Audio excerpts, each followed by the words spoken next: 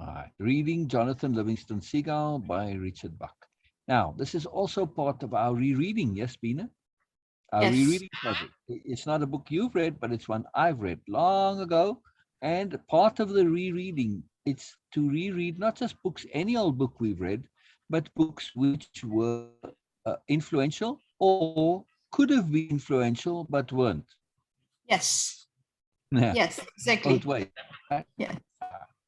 So for me at the time, I really enjoyed Jonathan Livingston Seagull. I thought it was a great book. I thought it was awesome. There was a lot in it.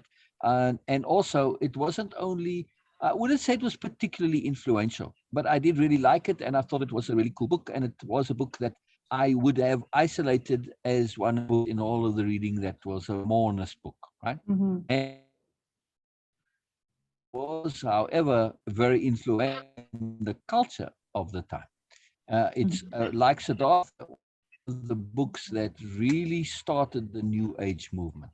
A very, very big deal. So, all right, and let's get started on the reading. In 1 second, I'm going to read the dedication, and then we'll start on the story. So the dedication reads, "To Jonathan Seagull, who lives within us all." Very powerful dedication. Yes, Beena?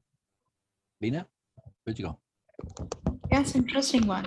All right. Yeah. Yes. So you have any thoughts on that before we start reading while I pour my coffee on that Okay. dedication? The reason I'm pausing on this dedication, Beena, is because it's very important for the story to keep this dedication in mind.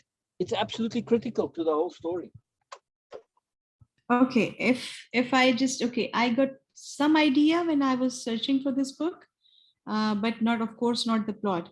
Uh, but if I assume and just pretend like that someone reading this dedication having any idea of this book, what this book is all about, and reading this dedication, what he or she might feel. So I'm just pretending like, though I'm not really. So, to the real Jonathan Seagull, who lives within us all. This is interesting for me because it's not like to the Jonathan Seagull, which is kind of like, yes, who else could be like faking Jonathan Seagull? Saying that to the real Jonathan Seagull. So Exactly. it's Exactly. emphasis Yes, there's a and nuance. That's a very important nuance. Absolutely. Absolutely. yes, Yeah. and it is all it is if I just assume it uh, as a symbolic term here, I'm thinking of the author is mentioning a soul, which could be in anyone or anything, Wow, Beena. Very cool. Very cool. not not the physical existence he's talking about, because in this case it's a seagull, but he's saying that to the But it's real the Jonathan abstract Seagull. concept of it that Jonathan represents, right? That's why he Yes, says the real Livingston yes, Seagull, or yes, Jonathan Seagull, to, right? to the real Also, Jonathan Seagull. yeah. So he's making an abstract point. It's a symbolic issue, in other words. So he's Yes, clearly defining the context of the story to be symbolic, yes, to be yes, metaphoric yes, and and figurative, yes. exactly. Yes, All and the second line is who lives within us all. It's a very right. positive line right there, and also it Yes, is very yes, inviting. It is very inviting also for the readers yes, when we feel yes, yes, connected to something, when we feel we are part of something, when we feel that we are connected energetically, of course, and on at any level, intellectually, spiritually, emotionally, when we feel connected, this is right there. It's a kind of an affirmation, or you yes. So he's already just in this dedication. So I said, in this case, the dedication is ridiculously important. It tells you so much in just this one sentence, right? Because it's an affirmation of the fact that, or a foreshadowing, but in a positive way, of saying this is going to be a positive book. Yeah. exactly. It is very inviting. It is very welcoming, and it is very Yeah, comforting also. exactly. And And it's a very intelligent one also, because now yeah, readers are not going to read as again as a critic, but also yes, but as a companion. That okay, yes, it's this story is about me. This is story is about us, yeah, and we all have yeah, that mourners. Who knows? He's going to talk about mourners or not? I'm just assuming that it is going to be, because it is talking about the real Jonathan Seagull. exactly. Now, it's very much also, at least the forward in the New Nobles. I have a similar sentiment, and I could put in this dedication, and I think I will, to the real Biala Noble who lives within us all. Yes, it's very beautiful one. So furthermore, Beena, let's take this full circle since we've just read Siddhartha. I felt Herman Hesse's book would have been fantastically well served to have this dedication in his book to start it, to say, to the real Siddhartha It's who Martha. lives within It's us all. Yes? yes, yes, Or he could have said to the real Govinda, which would have made yes. it very nuanced.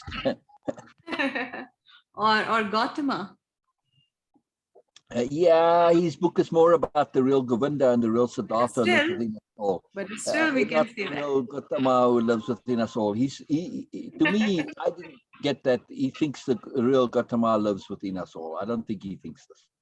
Uh-huh. Well, he don't think so, but yes. Yeah, he don't think so, but it would have been nice to put it as a dedication. But to put say the Yes. real Siddhartha who lives within us all, that would have been appropriate.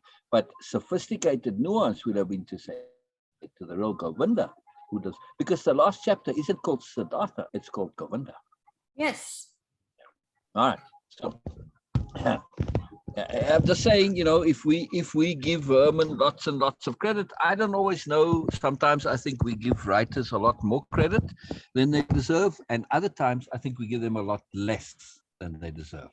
In this book, I feel people duly give lots of credit. All right.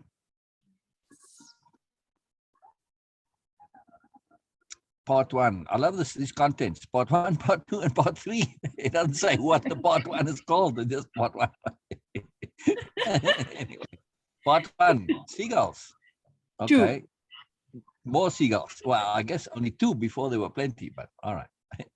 Oh, there's three. No, it's one. You see, that was two. This is a picture of one now. Mm-hmm. Here we go. Part one. It was morning, and the new sun sparkled across the ripples of gentle sea.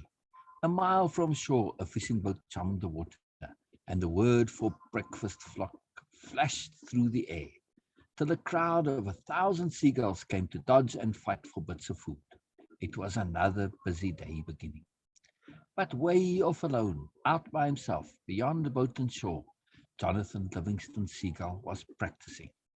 100 feet in the sky, he lowered his webbed feet, lifted his beak, and strained to hold a painful, hard, twisting curve through his wings. The curve meant that he would fly slowly, and now he slowed until the wind was a whisper in his face, until the ocean stood still beneath him. He narrowed his held his breath, forced one single more inch of curve. Then his feathers ruffled, he stalled and fell. Seagulls, as you know, never falter, never stall. To stall in the air is for them disgrace, and it is dishonor. But Jonathan Livingston Seagull, unashamed, stretched his wings again in that trembling hard curve, slowing, slowing, and stalling once more. He burst. Most gulls don't bother to love more than the simplest facts of flight, how to get from shore to food and back again. For most gulls, it is not flying that matters, but eating. For this gull, though, it was not eating that mattered, but flight. More than anything else, Jonathan Livingston Seagull loved to fly. This kind of thinking, he found, is not the way to make oneself popular with other birds. Even his parents were dismayed as Jonathan spent whole days alone, making hundreds of low-level glides, experimenting. He didn't know why, for instance, but when he flew at altitudes less than half his wingspan above the water, he could stay in the air longer with less effort. His glides ended not with the usual feet down splash into the sea, but with a long flat wake as he touched the surface with his feet tightly streamlined against his body. When he began sliding into feet up landings on the beach, then pacing the length of his slide in the sand, his parents were very much dismayed indeed. Why, John, why? His mother asked. Why is it so hard to be like the rest of the flock, John? Why can't you leave low flying to the pelicans, the albatross? Why don't you eat, son? You're bone and feathers. I don't mind being bone and feathers, Mom. I just want to know what I can do in the air and what I can't. That's all. I just want to know. I just want to know. Hmm, very powerful. I'll make a little break here, right? Beena, what do you think of the introduction?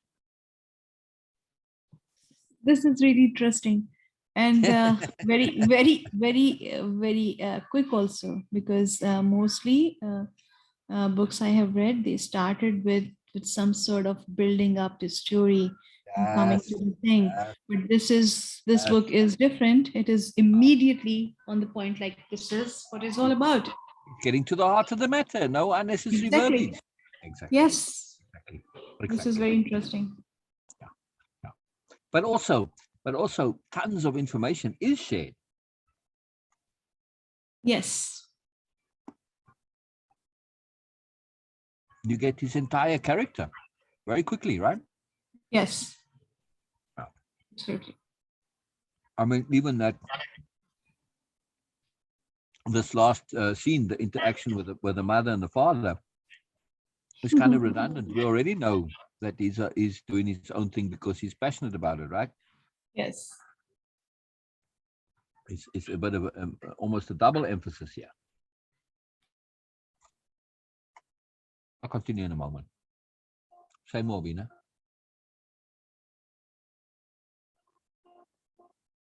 What do you think is coming? It's okay. I'm assumption, of course, pretending that what is going to come. Uh, Oh, just imagine. Just imagine. it's already, yes. This conversation has already started, but whatever he is trying to do, he has no clue why he wants to do that. So I assume that Seagull Jonathan is going to identify or find the reason behind that. Wow, very cool. Mm. Because he's doing this because he wants to do. Sometimes it is enough. Actually, in every case, it is enough Absolutely, to Beena. do anything. Yes. Absolutely. That's a big point. Just because the reason that you want to do it and you're doing it because you want to, that's enough. Yes. This is a huge paradigm that needs to shift in the world. It is starting to be now on the internet. Do it because you want to, do it because you're passionate. But it's not a paradigm in the world. It needs to be. Yeah. Not. Huh? Needs to Absolutely. be a paradigm. Yes. But it's certainly not for his mother and father. Right? Yes. Mm. All right. One moment, Beena. I'm just going to pause here real quickly. I'll be back in a second. So. See here, Jonathan, said his father, not unkindly. Winter isn't far away. Boats will be few, and the surface fish will be swimming deep. If you must study, then study food and how to get it. This flying business is all very well, but you can't eat a glide, you know. Don't you forget that the reason you fly is to eat? Jonathan nodded obediently. For the next few days, he tried to behave like the other gulls. He really tried, screeching and fighting with the flock around the piers and fishing boats, diving on scraps of fish and bread. But he couldn't make it work. It's all so pointless, he thought. deliberately dropping a hard-won anchovy to a hungry old gull chasing him. I could be spending all this time learning to fly. There's so much to learn. It wasn't long before Jonathan Gull was off by himself again, far out at sea, hungry, happy, learning. The subject was speed, and in a week's practice, he learned more about speed than the fastest gull alive. From 1,000 feet, flapping his wings as hard as he could, he pushed over into a blazing steep dive towards the waves and learned why seagulls don't make blazing steep power dives. In just 6 seconds, he was moving 70 miles per hour, the speed at which one's, sorry, let me start again. In just 6 seconds, he was moving 70 miles per hour, the speed at which one's wings goes unstable on the upstroke. Time after time it happened. Careful as he was, working at the very peak of his ability, he lost control at high speed. Picture of Jonathan losing control at high speed, I would assume. More pictures, more pictures. Wet landing for Jonathan. Climb to 1,000 feet. Full power straight ahead first, then push over, flapping to a vertical dive. Then, every time his left wing stalled on an upstroke, he'd roll violently left, stall his right wing, recovering, and flick like fire into a wild, tumbling spin to the right. He couldn't be careful enough on that upstroke. 10 times he tried, and all 10 times, as he passed through 70 miles per hour, he burst into a churning mass of feathers, out of control, crashing down into the water. The key, he thought at last, dripping wet, must be to hold the wings still at high speeds, to flap up to 50 and then hold the wings still. From 2,000 feet he tried again, rolled into his dive, beak straight down, wings full out and stable from the moment he passed 50 miles an hour. It took tremendous strength, but it worked. In 10 seconds, he had blurred through 90 miles per hour. Wow. Wow. That's fast. Wow. Jonathan had to set the Yes. world speed record for seagulls. But victory was short-lived. The instant he began his pull-out, the instant he changed the angle of his wings, he snapped into that same terrible, uncontrolled disaster. And at 90 miles per hour, it hit him like dynamite. Jonathan Seagull exploded in midair and smashed down into a apricot sea. I don't know why it makes me laugh, but not with amusement, with joy. I'm just happy for him. I don't know. Yeah, right, Beena? Hmm. Yeah, a different kind of laughter. Yeah, joy Yes. laughter. Yeah. As he sank low in the water, a strange, hollow voice sounded within him. Oh, there's no way around it. I am a seagull. I am limited by my nature. If I were meant to learn so much about flying, I'd have charts for brains. If I were meant to fly at speed, I'd have a falcon's short wings and live on mice instead of fish. My father was right. I must forget this foolishness. I must fly home to the flock and be content as I am, as a poor limited seagull. Tiny violin playing for Jonathan, right? In a sad note, with a sad melody. Right, Yeah. exactly, exactly. Or you can go, shh, shh, shh, shh, Jonathan, just shh, shh, shh. You hear that? You hear that? You hear that dripping sound? It's my heart bleeding for you, Jonathan. Oh. You never heard that one before? Yeah, it's the same as a little tiny violin thing, it's the same point, really. All right. Wait. As a poor limited seagull, the voice faded, and Jonathan agreed. The place for a seagull at night is on shore. And from this moment forth, he vowed he would be a normal gull. It would make everyone happier. He pushed wearily away from the dark water and flew towards the land, grateful for what he had learned about work-saving, low-altitude flying. But no, he thought, I am done with the way I was. I am done with everything I learned. I am a seagull like every other seagull, and I will fly like one. So he climbed painfully to 100 feet and flapped his wings harder, pressed for shore. Jonathan flying to the shore. He felt better for his decision to be just another one of the flock. There would be no ties now to the force that had driven him to learn. There would be no more challenge and no more failure. Hmm. And it was pretty just to stop thinking and fly through the dark towards the lights above the beach. Dark! The hollow voice cracked in alarm. Seagulls never fly in the dark. Jonathan was not alert to listen. It's pretty, he thought. The moon and the lights twinkling on the water, throwing out little beacon trails through the night. And all so peaceful and so. Get down! Seagulls never fly in the dark. If you were meant to fly in the dark, you'd have the eyes of an owl. You'd have charts for brains. You'd have a falcon's short wings. There in the night, 100 feet in the air, Jonathan Livingston Seagull blinked. His pain, his resolutions vanished. Short wings! A falcon's short wings. That's the answer. What a fool I've been. All I need is a tiny little wing. All I need is to fold most of my wings and fly on short wings. Brilliant, brilliant, brilliant. It's me saying brilliant, not Jonathan. Yeah. Big revelation here, right? Yeah.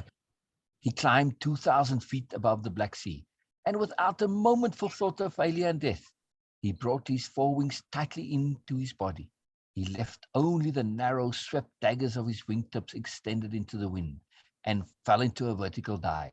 The wind was a monster miles per hour, 90, 120, and faster still. The wing strain now at 140 miles per hour wasn't nearly as hard as it had been before at 70.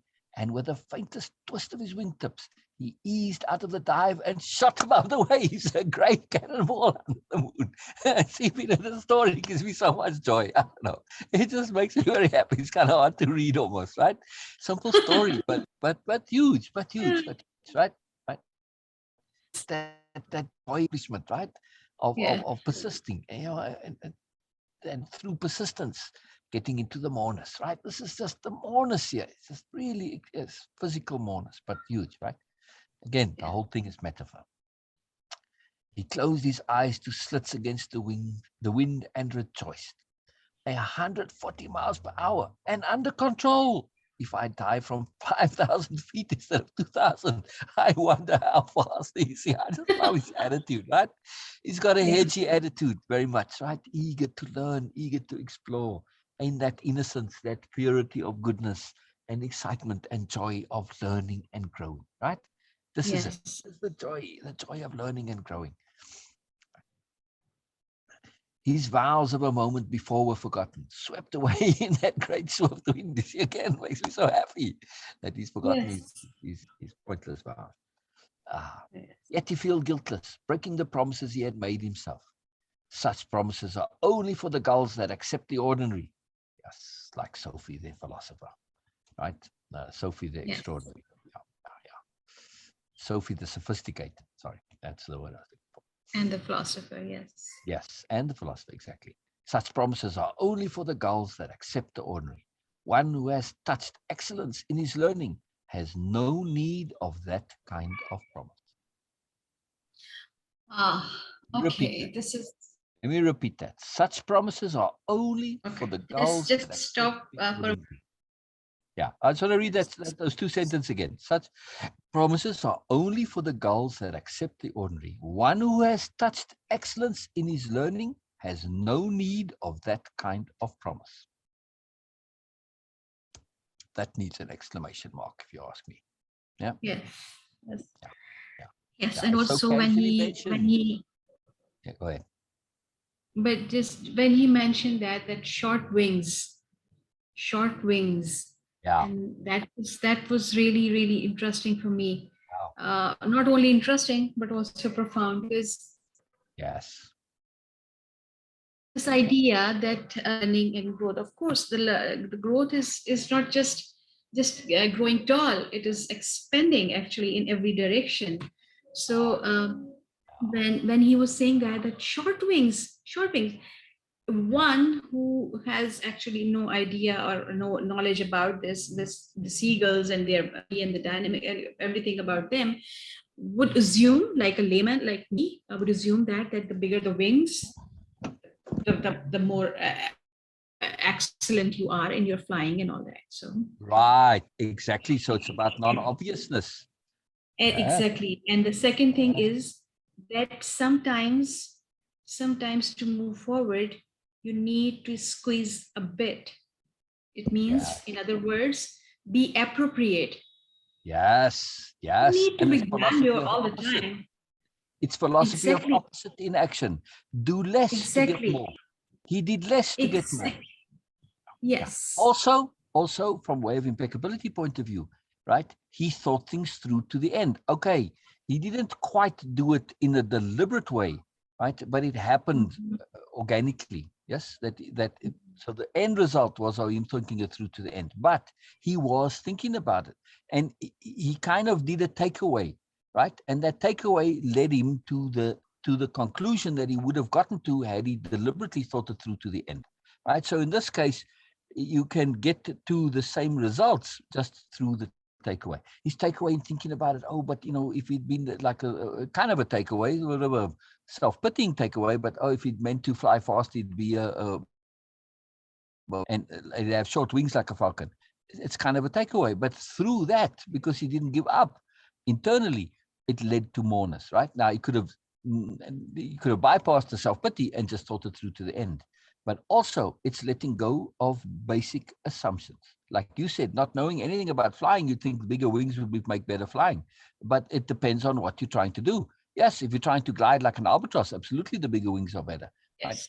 But Yes. he wanted speed in this case. So it's again about, like you said, understanding this core conception of appropriateness.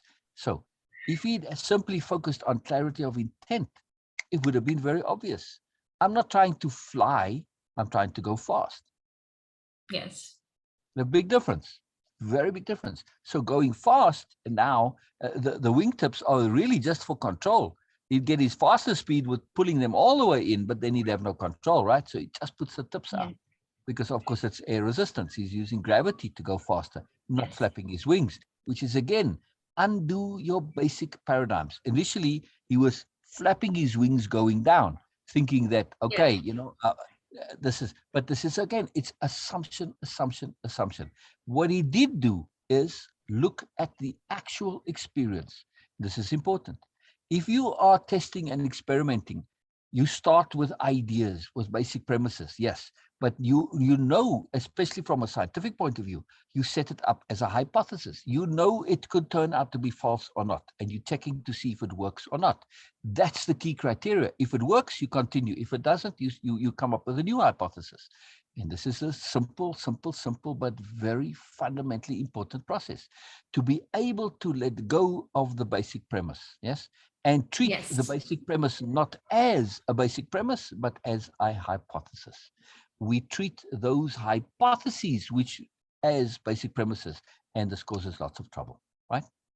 They aren't. Yes. They aren't, but we treat Yes. them as such. Yes. Yeah. So a And basic premise has also, to be taken very, very, very cautiously and carefully. Go ahead. yes, and also that a big emphasis on relearning.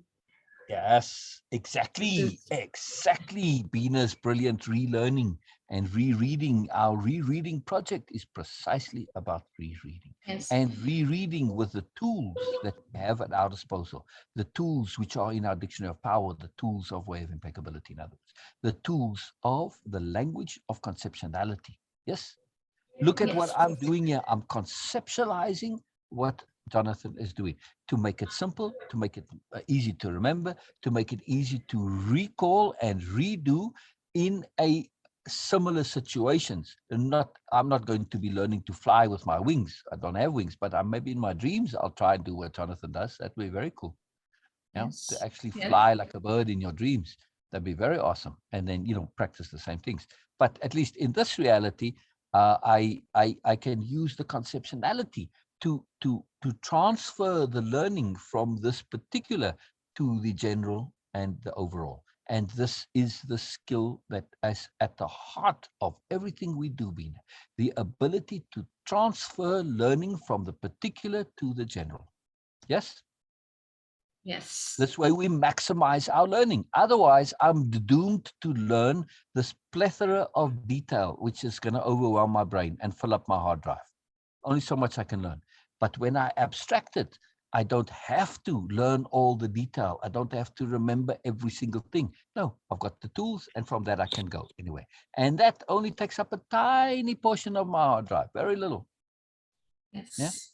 Yes. And I can keep my hard drive free to remember the things that are not obvious, which need remembering. Yeah. Yes. Things like Yes. appointments and stuff like that, So, Yes. yeah, people's names, whatever. I mean, you don't have to remember people's names. You can just ask them every time. Say, look, I don't want to spend my hard drive on remembering your name. What's your name again? You could do that if you wanted to. It's not an Yes. absolute essential. It's not an absolute essential. Truly, it really isn't. Yeah, and it's important to be aware that it isn't an essential. Yeah. But we do it out of courtesy because we want to and we like so. Yeah. Yes. All right. Brilliant. Brilliant. Okay. One moment. The phone fell down here. All right. There we go. All right. I'll read that last part again. Such promises are only for the gulls that accept the ordinary. Such learning has no need of that kind of promise. By sunup, Jonathan Gull was practicing again. From 5,000 feet, the fishing boats were specks in the flat blue water. Breakfast flock was a faint cloud of dust motes circling. He was alive, trembling ever so slightly with delight, proud of his fear, proud that his fear was under control. Then, without ceremony, he hugged in his forewings, extended his short, angled wingtips, and plunged directly towards the sea. By the time he passed 4,000 feet, he had reached terminal velocity. The wind was a solid, beating wall of sound against which he could move no faster.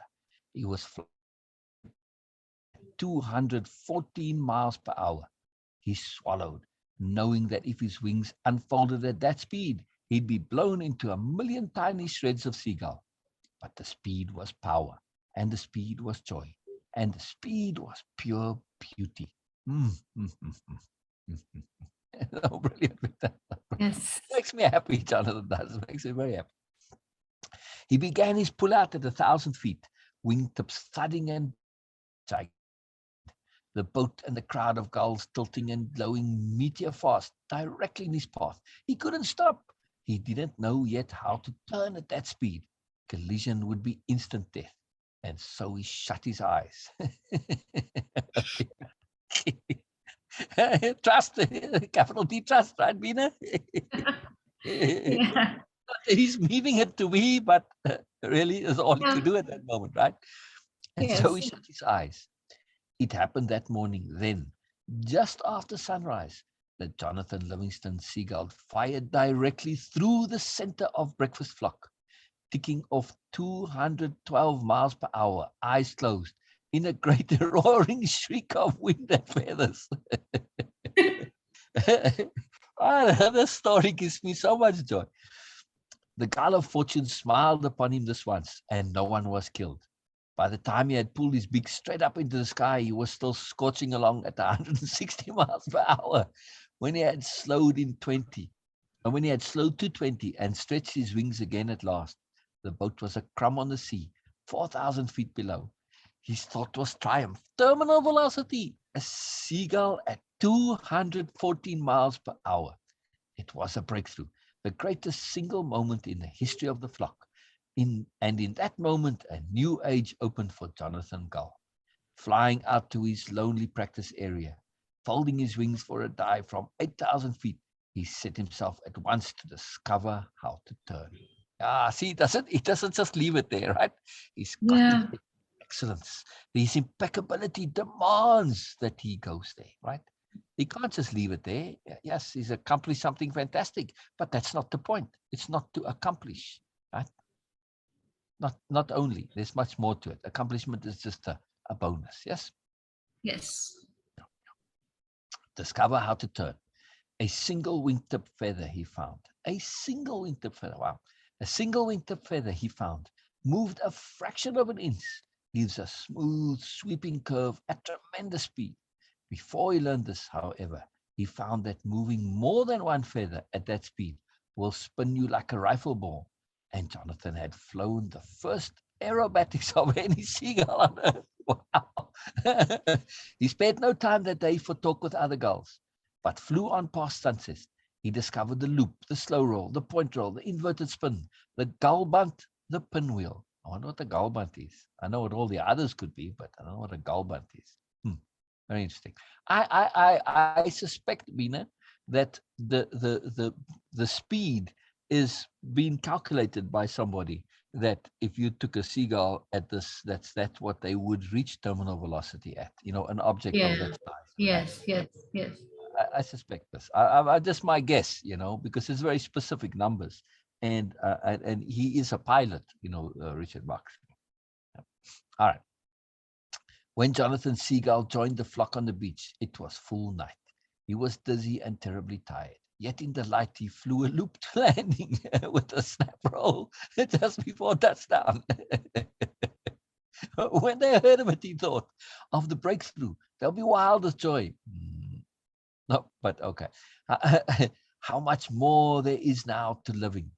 Instead of our drab slugging back and forth to the fishing boats, there's a reason to life. We can lift ourselves out of ignorance. We can find ourselves as creatures of excellence and intelligence and skill. We can be free. We can learn to fly. Yes. In the abstract, this is a huge sentiment. This is what we do. Yes, Beena? We aren't quite as naive as Jonathan, right? And also we understand appropriateness. What's valuable to you Yes. is not so for everyone. But there must be for you also, there must be a time when you were learning all these things. So Oh, absolutely. Oh, absolutely. But again, I was fortunate that I had the good sense to understand yeah, that some what are is privileged. me, Yes. I think it's a Some of us carryover. some of us are privileged. I think it's just carryover, Beena. I don't think it's privilege. I think, I put in the work and I'm reaping the benefits. And next time around, I'll get the benefits of this life. That's all. That's all I think. But truly, I never felt this. I never felt this, that what is working for me, others have. I was very, very fortunate. And well, thinking it through to the end too, you realize, like my very first, study of perfection. And when I went to ask people, what is perfection? The predominant answer was, oh, who wants perfection? That would be boring. There was two answers. Either it's impossible, you can't achieve it, or it would be boring. Hello, if it's boring, it's not perfection. So I realized that, this idea of moreness, it wasn't of interest to people. And they just wrote it off right there. No, not interested. Never actually occurred to me before when you shared this story many times about the perfection and your research about that. But the answer was really surprising, that okay, perfection would be boring. But just right now, I realize that it is quite revealing how people live, because Exactly. for them the all, whatever the effort counts in, this is what their whole life is all about, because Exactly. they want that, like they are doing something, they are looking Exactly. for something. Otherwise, if things are perfect, they will feel useless. Right. They get meaning from effort. Yes, Yeah. exactly.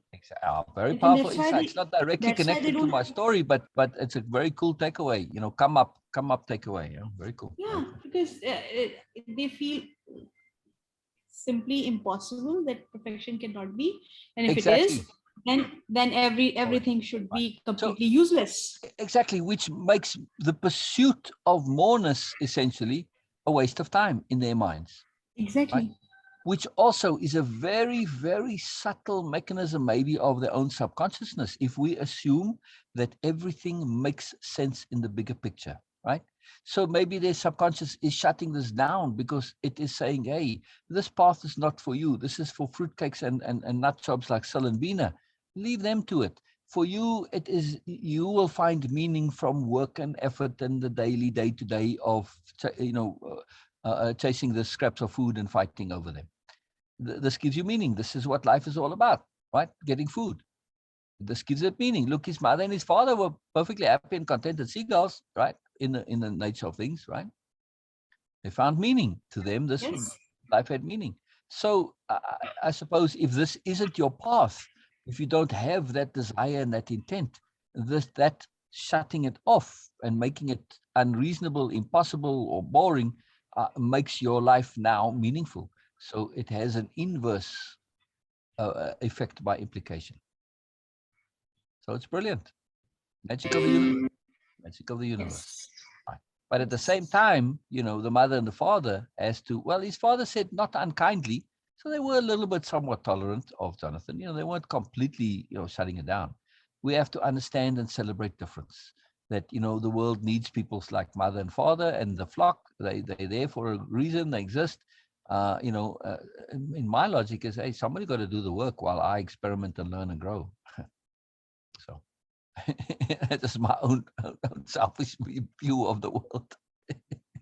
But hey, people Yes. find meaning in this. My point is, it takes all Okay. sorts to make the world, and Yes. I celebrate difference as Yes. a result.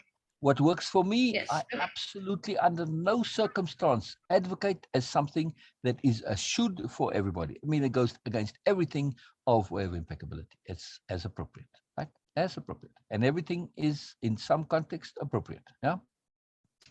All right. So his naivety, of course, we assume is going to come back and bite him in a hurry here now, right? We're being set up here now, yeah, in this last paragraph, right? I'll read a little bit, from that part. I'll continue. When they hear of it, he thought of the breakthrough, capital B breakthrough. Yeah, they'll be wild with joy. How much more there is now to living. Instead of our drab slogging back and forth to the fishing boats, there's a reason to life. We can lift ourselves and find ourselves as creatures of excellence and intelligence and skill. We can be free. We can learn to fly. What a marvelous credo or a sentiment or a philosophy of mourners. Yes? Yeah. Fantastic. Fantastic. Yeah. All from that is Yes. Jonathan celebrating in the sky. Very cool. Yes. More Jonathan's happy flying. More Jonathan Yes. soaring. He's soaring over here. You see? That's soaring. Banking turn, or at least the start of a banking turn.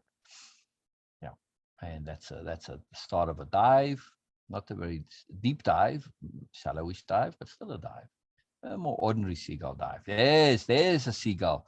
That's this very interesting picture, Beena. If this is a seagull, right, this is a seagull doing well, it's not a fully contracted wing dive. Like you do see, like a kingfisher, I do believe. The kingfishers do that. Exactly. They Exactly. contract the wings, right? But this Yes. doesn't look like a kingfisher. It does kind of look like it could be a seagull, but the wings aren't fully Yes. contracted. Nevertheless, that is a fairly rare sight to see a seagull in that. I spent enough time around seagulls to have observed them flying, not to have seen this very often. They're rare photo. More, there is blurred even more rare. But look, this one's wings aren't symmetrical, so this is a bit out of control there. All right. The years ahead hummed and glowed with promise. Oh, the gulls were flocked into the council gathering when he landed, and apparently had been so flocked for some time. They were, in fact, waiting. Jonathan Livingston Seagull, stand to center. The elder's words sounded in a voice of highest ceremony. Stand to center meant only great shame or great honor. Stand to center for honor was the way the gulls' foremost leaders were mocked. Of course, he thought, the breakfast flock this morning. They saw the breakthrough. But I want no honors. I have no wish to be leader.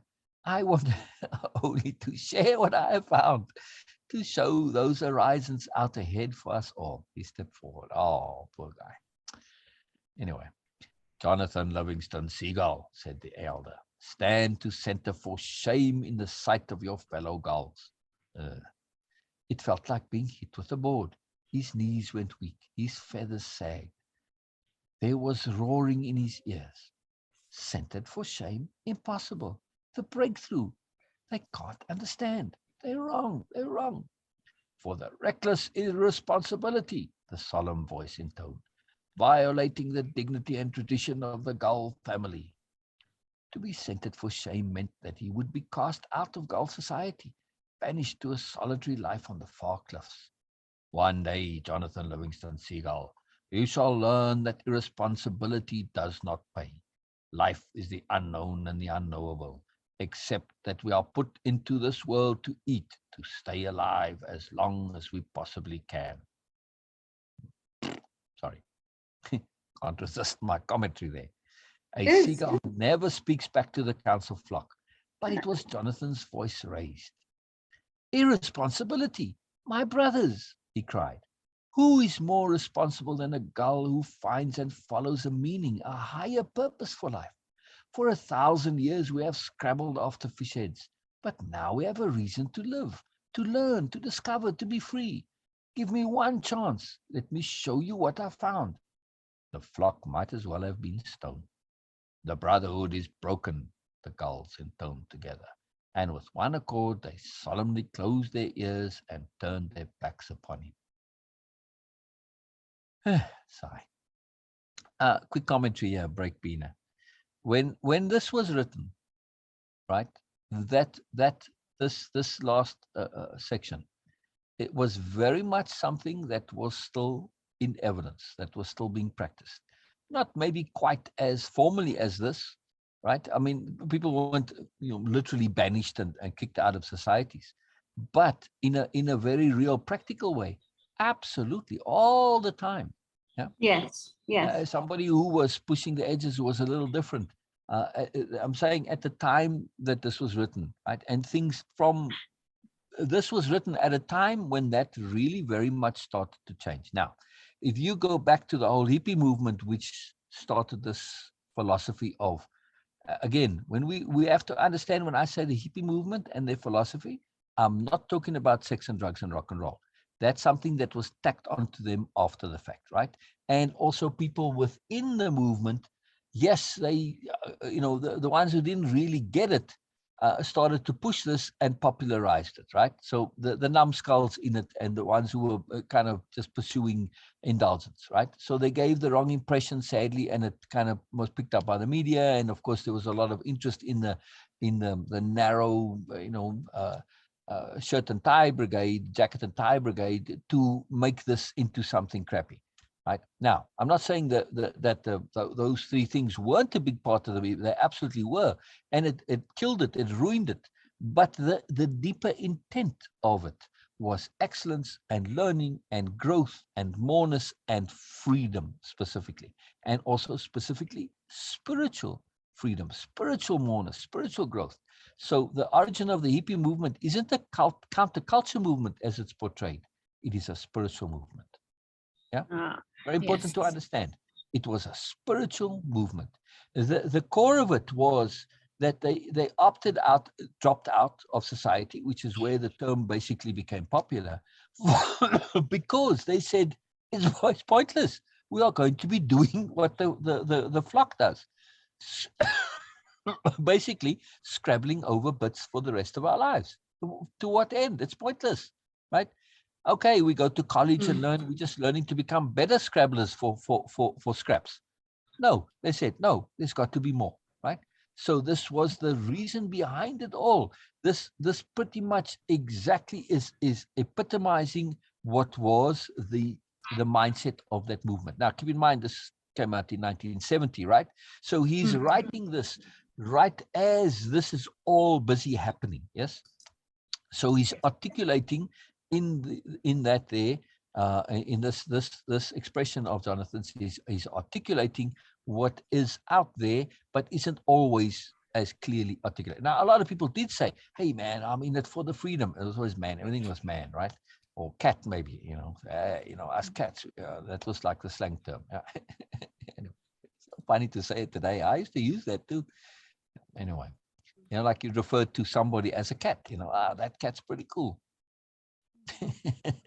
That's something, Beena. Yeah. Anyway, yeah. That's what you say, saying, "Hey, that guy's pretty cool." You say, "Oh, that cat's pretty cool." And that's something. And like today, you say that dude. Dude replaced cat. Or there was probably a couple of things in between, but yeah, dude definitely replaced cat. That used to be the term back then. For a cool sort of thing. Yeah.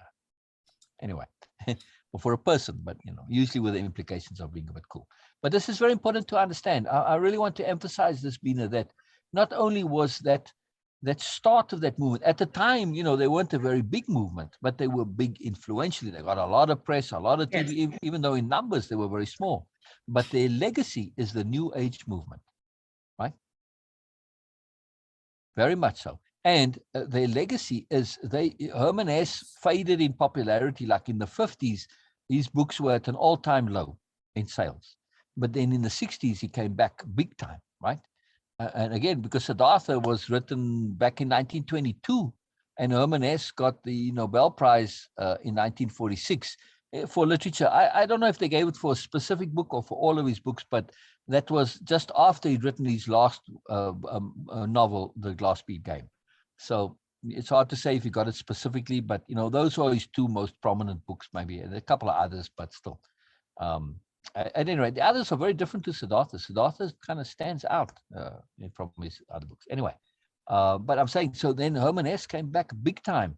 And not all of his works, but Siddhartha and one or two others, which has this theme of, pursuing the self and moreness and personal growth and transcendence and such things, right? And all those Buddhist things all got birthed then as very, very powerful, and they made the transcendental meditation popular. I mean, I remember doing transcendental meditation in when I was in standard 5, when I was 12, in that middle town, which is very conservative, right? My mother found some teacher and brought it in because this was the cool thing, for the yuppies. And my mother, being a yuppie and very status conscious, started to tap into the stuff, right? So, which is really interesting because she's very conscious about, status and ego, but it shows this in terms of a shift and a change, So yes, she was trying to be cool in terms of being progressive, right? Getting that particular status, but still it was very powerful. But anyway, this thing of censure and of people turning their backs on it, there were many people who wanted absolutely nothing to do with anything that is in any way not only associated with hippie, but then later New Age or woo-woo or whatever. You still have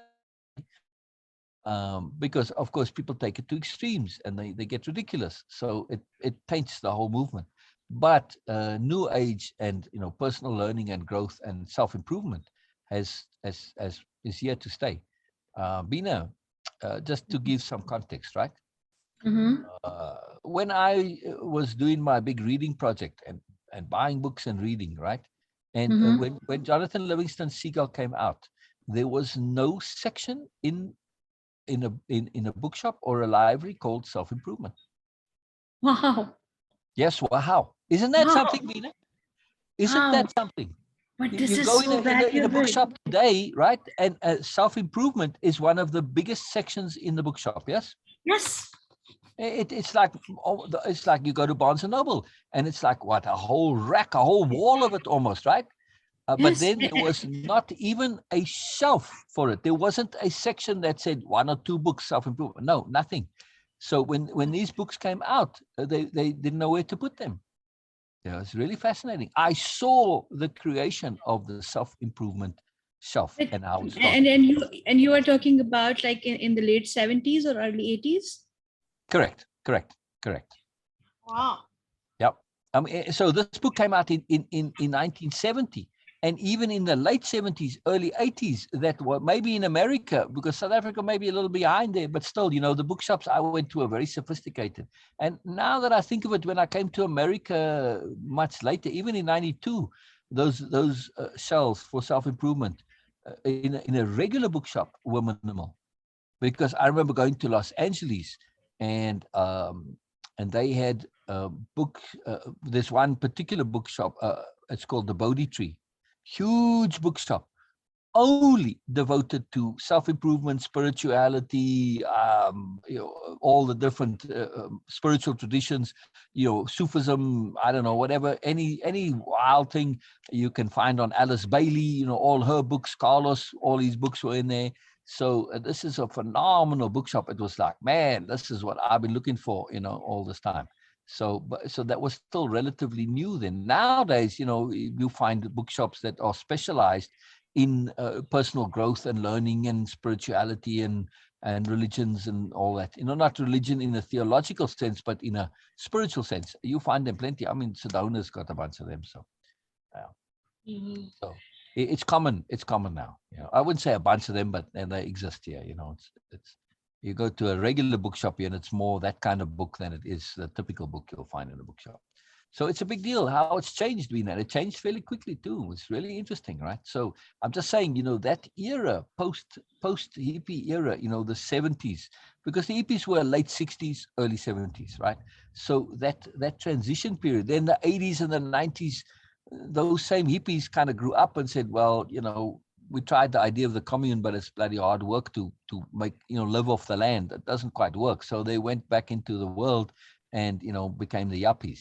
And everything started to change. But because they had a different mindset, Beena, and an open-mindedness, right? Much of the Silicon Valley and the new technology came from people who were inventive and creative and thought outside the box. So Steve Jobs, classic example. Yeah. It's really interesting. Very, very interesting, Beena. Very, very, very interesting. Yeah. So it's exciting. It's exciting to realize. But I just want to make this point, though, that, in today's world, this thing of, being outed like this and sort of banished and ignored and, not part of the mainstream, it's not so much an issue today. But back then, it was a very big issue. It's amazing. Amazing, amazing, amazing. Yeah. Yeah. You still there, Beena? Yes, and this is how this hippie movement actually perceived as something cultural and all that, instead Right. of being spiritual, because they were Exactly. the ones who were discarding all these things, so they were like Exactly. kind of abandoned. I mean, they were perceived as counterculture. And yes, they Yes, were counterculture in actuality, but their intent wasn't specifically to be countercultural. Their intent was to be spiritual. They did express it very often as a countercultural expression, right? So they said, man, the man, that's where the thing with the man started. I don't want to be a slave to the man and all this. It started way back then already, this thing with the man, right? And, who wants to be, just going to 9 to 5 and all of this. But they found it difficult to subsidize their lifestyles. So they all got reabsorbed into it because they didn't find ways to actually be. Now, this to really get into some more extra detail, Beena. This is both in the Council of the Gods story, which I was kind of re-explaining to Erica yesterday, and also in the Biala series, the New Nobility series. They understand that if you want spirituality, you need wealth. Sorry, but that's just the reality. If you focus day in and day out on your survival, you have no time for spirituality, or very little. It becomes very difficult. exactly, You get home exactly. tired, your brain is tired, it doesn't work. So in order Yes, to change humanity, you need to raise the average wealth level. Now, the wealth level, you could say, in today's world is completely raised relative to the past. But the average person is still working and grinding. And when they get home, they've only got energy to watch TV. Yeah. So even though their standard of living is higher, they have a TV to watch. They can watch movies. They have entertainment. They can go to a ball game. They can do all sorts of wonderful things. But still, their time and their energy is at a premium. So the new nobility, right? Because remember, they're a corporation, are striving for wealth at a level where they have to actually, to maintain that wealth, do very, very, very little, right? So the bulk of this is that you are essentially free to do whatever you like, and the company subsidizes you, right? When you become a new noble, you become not only an an employee of the new nobility corporation, but you also become a shareholder, right? And as such, you get paid a dividend. And if you partake actively in the participation of the running of the company, which as a shareholder and as an employee, you can be called upon at any time to serve, right? Much like you a reservist in the military, right? If you're going to be needed, we'll call you up, right? And usually this is random, right? Or on a volunteer basis. You say, you know what? I want to learn corporate management. And there you go. Off you go to the New Nobility Corporate and you get involved. Now, most of the new nobility will serve their time as interns when they are aspirants, right? So they know how the whole thing works. You're seeing it from an intern point of view. You're an intern to all the top management. You're an intern to middle management. You're an intern to the people doing the day-to-day working, and you do that day-to-day working. So you really see how the corporation works, but you see it from that particular viewpoint. Then later, if you want to go back, you can, right? You get to see where, if you want to contribute, or you can just spend all your time growing and learning. And if you need it, then you get called up and you fulfill your duty, which part of that duty is doing things like, maintenance of the different factories and automated systems. Somebody has to sit there and watch to make sure that the machine isn't giving false positives or false negatives and stuff like that, right? So public, your public service, in other words, is part of your duties. But it's very minimal. It's very minimal, and they strive for this. It's an objective and intent of their entire system to set up to get to a point of wealth where the wealth is basically self-generating, and the cost of living, all your farming, your food production, it's all automated, all automated, all automated. And the key to that is to have sources of energy which can feed that, right? So I say free energy in inverted commas because it's not technically free, right? I mean, you're using up the sun. When you're using any wind energy, because wind energy is also caused by the sun, in the ultimate, right? Or wave energy or tidal energy or any of that, right? Even geothermal energy, you're using up the heat of the earth. At some point, it'll run out, right? So it's not totally free. Plus, you have the investment in the equipment and everything. So, but still, it can become self-replicating, which is fantastic, right? And once you get to that point, and it's feeding on itself. You use the energy that you get from the sun to run a factory, which creates more solar panels and which digs the minerals to make the solar panels and which recycles it eventually. And it all loops round and round and round. And eventually that's essentially becomes a free system then, right? In actuality, it's not technically, but in actuality. So now when you have all of this stuff being done for you, it's all automated, all your production, all your food, all the stuff that you need can all be automated. It's practically technical in today's world, Beena. The only limitation is wealth. So they figure this out and they set about acquiring wealth. And, over the centuries, they become the wealthiest corporation by far, and fairly soon, actually.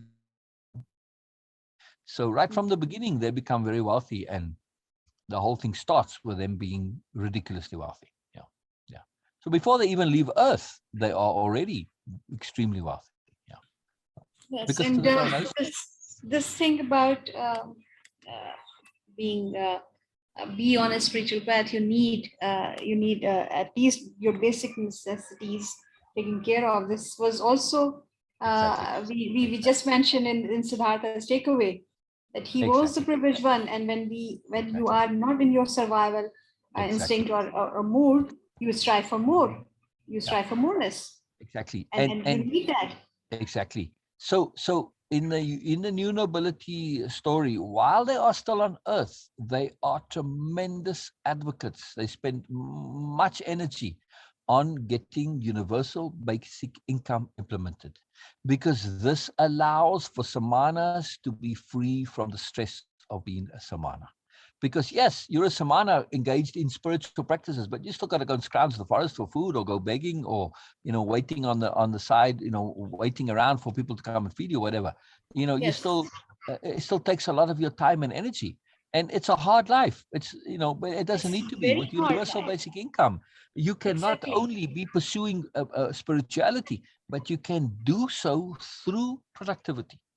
Yes, If and I'm also. following my passion, Beena, and my Mm, passion is music, but I'm not particularly talented musically, it doesn't matter. When you follow your passion and it's a spiritual endeavor, it doesn't matter how productive it is. What matters is you doing it. And because you are doing it, everybody does benefit in some small way. It doesn't matter how much. So we want to sponsor people who are following their passions. And that always leads to a spiritual improvement, right? So we want to sponsor this part of society, and those who see service and they work and sponsor everybody else. So in the same way as this is culturally part of Indian culture, It can be so in all cultures, right? Except it can be done with even a moreness where they aren't dependent on essentially who do the samanas get supported by the poor working people. The average person supports them out of the goodness of their hearts. Yes. Yeah. It's not a very ideal system. The ideology of it is ideal, but the practicality not so much. So part of the new nobility's intent is to take that system in its cultural ideation and make it practically viable and sensible. Now, of course, with universal basic income, some people aren't going to pursue spirituality.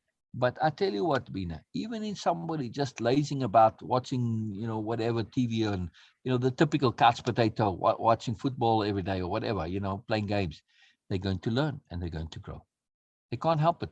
They can't help it, Beena. You watch fans, the really deep fans, they are very sophisticated. They are learning just in a different way. They learn how to watch the scores. They learn the statistics. They learn how to predict things, and they learn how to. They learn. Playing games, you learn patience and discipline. You have to because you can't play well without those. So you learn, despite yourself, you learn. So they might think that they're lying around doing nothing, but they're actually learning. It's a fantastic system, Beena. But we need to sponsor this, right? Yeah, very important. Very important. Very, very important. Make this part of the thing. Anyway. I go off on a long tangent here, so let's get back to Jonathan. Right? Okay, but wait a minute. It's already 1 now. Okay, I was just going to suggest. Do you want me to continue, or want to continue tomorrow? We want to continue tomorrow. All right. So let me end the recording here. Unless you have comments, more takeaway comments. I gave a whole long spiel, and no, I it is good. Not much to say. So sorry. No, it is perfect. I wanna share my takeaway. Low on my energy, but Jonathan really pulled my energy up big time. Yes. I'm just trying to gradually pull my time back, so I can be on time. Yeah. So Beena, the people that I love and adore are Jonathan Livingston Seagull people. Such people like you, Beena. Say it again. I say the people I love and adore, it's because I see Jonathan in them. Yes. Right. So you have, and it's what the author said, right? To the real Jonathan who is within all of us, right? Yes. And he's absolutely in you. Oh yes, we all have that. We all have that. I need to amend that. Joanna Livingston Seagull is in you. Not Jonathan, but Joanna. Right? Yes. Yes, Joanna. I try not to be sexist if I can help it. No, but it is absolutely appropriate. Yeah. The way you says Joanna, there is a Persian cursing, which because they curse a lot. Persian people, they curse a lot. Oh, interesting. Yeah, like really. Like I think that you have witnessed on when they protest against US. It says "Marg bar America." This is death upon US. Right. So they just actually they quite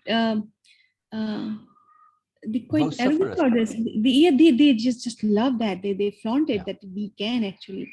So one of Mama's auntie, she has her favorite curse of Joanna Marag. She used to say Joanna Marag. Wow. Yeah, what does Marag mean? Marg means moth. Marg means death. So death to Joanna. Yeah, but Joanna means in Persian it means young. So she used to curse everyone like die young. I got you. Yeah. Or maybe may your youth die. That's an even worse curse. Yes, but it's one thing. But if your youth dies and you continue living, that's terrible. Yes, it could be. But as far as I know, it was for like she was cursing for. So that was really interesting. The different people, different cultures have different things. And the Persian people are into cursing like this. They really feel kind of proud of their Interesting. talent into that. Yeah. Because So you you see, will not see very often that people cursing something like they protest. They say that okay, leave our country, but or okay, we want they freedom. don't share curses, Yeah, right? yeah. But Iranis and like Persian people, they do curse like this. Interesting. Interesting. Very, and especially women. So Johanna Persian women. means young. No, it is Joanna, Joanna. not Joanna. It is Yeah, Joanna. Joanna. Yeah. Yeah, Like Joanna. Yeah. yeah. Wow. So that's very appropriate then for Joanna Livingston Seagull. Very appropriate. Then. Very cool. Yes, this is. I love it. I love it. And also, I like the fact that, at least so far,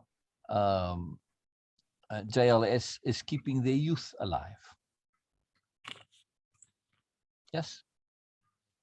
Say it again. You were breaking. I said it is also very important and very significant, and a big part of my joy is the fact that JLS is keeping their youth alive and insisting on doing so. Right? They're not growing up and grow up and go and be with the flock. No, they're refusing. They're insisting on maintaining their youth. It's very important. Yes. Very important. And it's again, something that is a big deal in you and in. So, young man, I make an effort to keep my youth alive. Yes, and the fountain of youth for me is to be a learner. Always remain a learner. That's Exactly. it. And specifically to be a power learner, not just an ordinary learner. Oh yeah. But okay. An ordinary learner can be just an acquirer of information, but that's not actually learning. Power learning is a very different thing once again. So yeah. Because when you are in learning mood and you are a learner, you actually keep this badge on your chest, like, okay, yes, I'm a learner. The moment you say and accept and acknowledge that you are a learner, there is a big antidote for your ego. No ego nonsense. Absolutely. Also, I am accepting and acknowledging that I have energy to learn. When I'm accepting and acknowledging that I have energy, it means that I have youth. And this is so leveraging. This is so empowering. Very cool, Beena. Very okay. Cool. Brilliant. All right. Okay, I gotta go now. Okay. And we'll continue tomorrow. We'll see you tomorrow. I'm trying to sleep early and get up early again. So I can finish my chores in the morning time. Then I can be